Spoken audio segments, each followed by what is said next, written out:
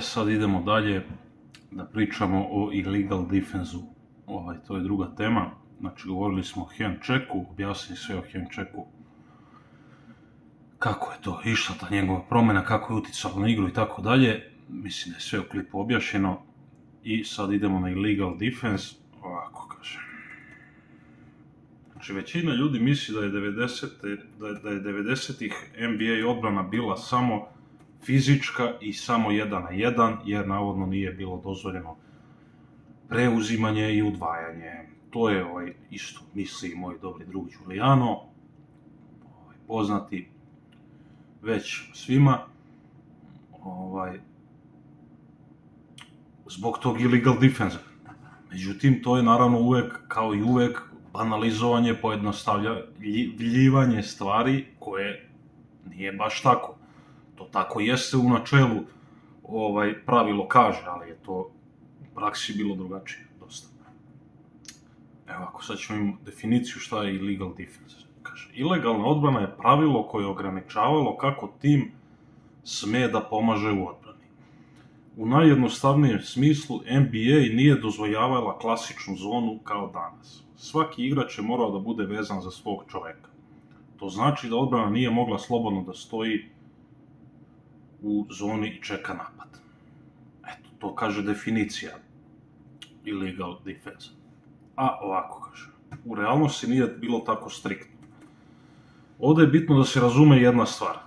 Ovo pravilo u praksi nije bilo toliko strogo kao što zvuči na papiru. Znači, dalje su postojale sive zone i ostavljano na procenu sudijama. Kao kad smo pričali kod hand checka, kad je ograničen, pa su ipak sudije procenjivale da li je to i nije, koliko i meri je hand check i tako dalje.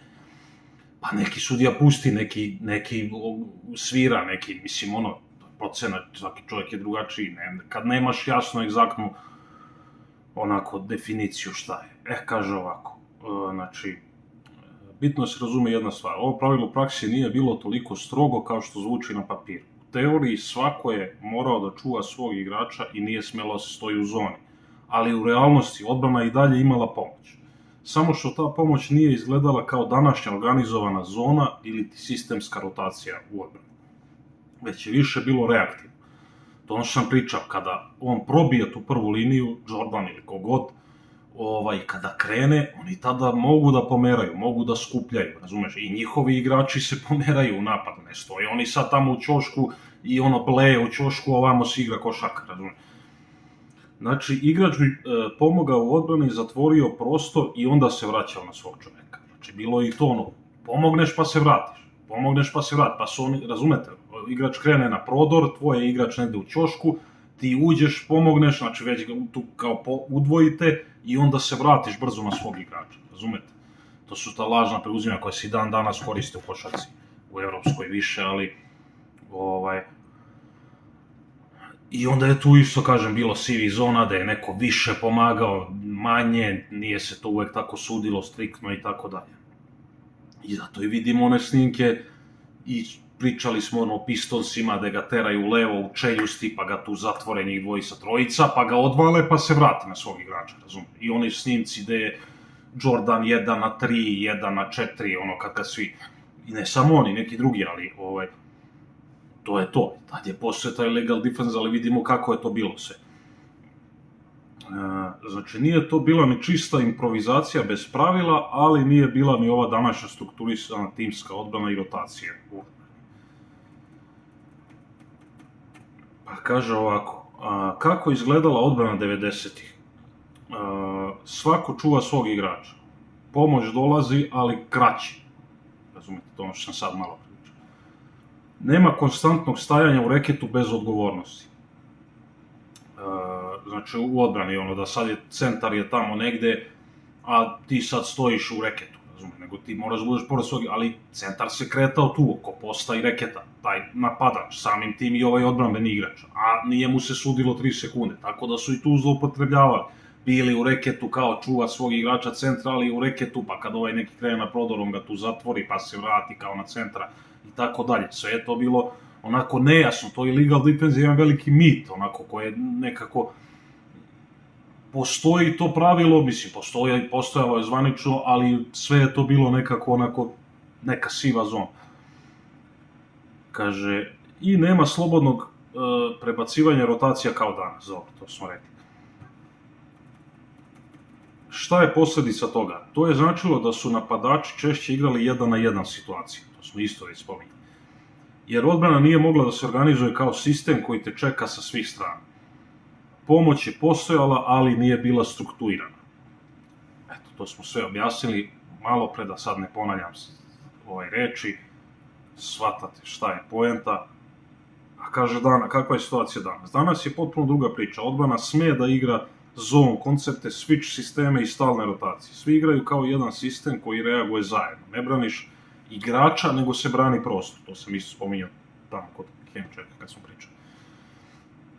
I znači uopšte generalno neka razlika ključna u odbranama, a i razlika uopšte po meni te košarke 90-ih i danas, ili ti 2000-ih, od te 2004. pa nadalje. Nije ni ona 2004. kad su promenila pravila odmah u startu bila neka druga košarka, nego je trebalo vremena dok se ta pravila implementiraju, dok igrači to prihvate, dok usvoje, dok to krene, ono je tačno tamo negdje tih 2010-ih kad je LeBron te titule osvajao, ono bilo u punom, da kažemo, nekom svom punom jeku.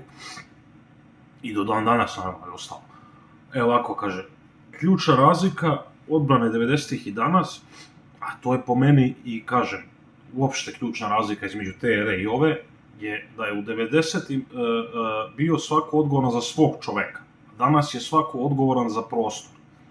Za ceo prostor, ali on samo ta jedinka u branjenju celog tog prostora. Znači 1 od 5 gde oni treba da odbrane ceo taj prostor, zajedno se pomerajući. I tačno se znaju gde se ko kreće, šta, kako, gde ko preuzima, gde su switchevi, šta je. Na to naravno mnogo utiče i napad, jer to su akcija, reakcija, razumete?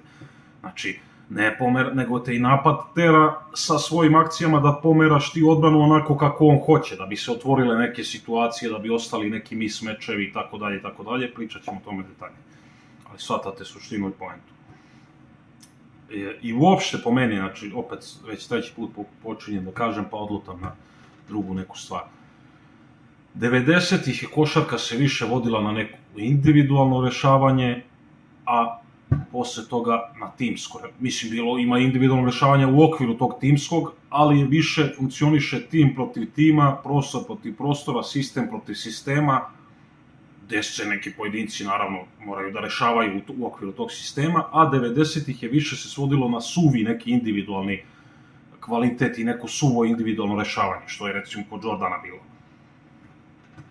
I kaže zaključak, ilegalna odbrana nije značila da nema pomoći, ali je značila da pomoć nije bila organizovana kao danas i to je razlog zašto se 90-ih košarka više izgledala kao individualni duel, a moderna košarka kao timski šah. To je ono što sam sad malo pre rekao i to je taj zaključak. I to je to. Mislim da shvatate sad suštinu svega. I samo da vidim, ovde sam imao jednu tezu, sad sam to izgubio. Kako su hand check i legal defense bili povezani. I šta su to?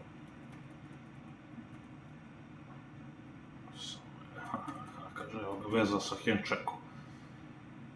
Znači, kaže, hand check, fizički kontakt na lopti i legal defense, struktura odbrane koja je bila poluograničena ali fleksibilna. To zajedno čini da je u 90-im bilo, to zajedno čini da je u 90-im bilo manje sistema, a više individualno, to ono što sam malo pre rekao, više te individualne odgovornosti i u odbrani u napadu i više individualne grešavanja. Više duela nekih individualnih, 1 na 1 ili, na primjer, igrač protiv igrača i tako dalje. I tu sad malo ću samo uključiti Plumbers priču, zato što će to biti jedna mnogo dublja tema vezano za ovo. Mi sad dolazimo do toga da je meni moj drugar Giuliano kaže, brate, to su bili plumberi, znaš, to su ti bili neki poluamateri, faktički, mislim, na ostale igrače, onaj gro, da kažemo, lige, bilo je tipa 30 zvezda, 30 najjačih igrača koji bi i danas bili zvezde, razumete, ali on kaže ovi ostali, u odnosu na ove ostale dana, i danas ti imaš top 20-30 igrača lige, ovo ostalo su neki roleplayeri koji... On kaže da su ti današnji roleplayeri mnogo superiorniji u odnosu na te prethodne, te tadašnje roleplayere. Međutim, ovde vidimo da, pošto se svodi ovako, opet i to je banalizovanje, ne možemo mi sad govoriti da se to samo igralo 1 na 1. Ali su u napadu rešavali mnogo više ti glavni igrači. Razumete? Znači, Jordan je rešavao napade sve. Da li on lično ili on pa doda negde, ali kretalo je sve od njega.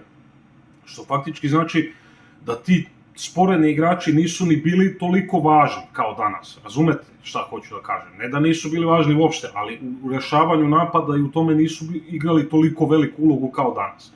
Jer danas su svi šuteri, danas oni služe ti neki ćoškari tamo da odvuku odbranu, razumete? Kada krene ovaj igrač na prodor, ako ga zatvore i ne smije baš tamo da ostave onoga u ćošku, jer svako može da pogodi trojku i onda odbrana se cela pomera prema tome i tako. A ovde toga nema, ovde su uglavnom ti glavni igrači rešavali sve, ovi drugi su onako bili tu kao roleplayeri da nekad uskoče za nešto, ako se otvori i da igraju prvenstvenu odbranu i eto, to je bilo, tako je bilo. Tako da, eto, rešili smo sad ovaj hand check i legal defense, pa ćemo da idemo dalje da vidimo šta je još bilo, to su neke ključne razlike, ima još razlika koje ćemo da obrađujemo i to je to.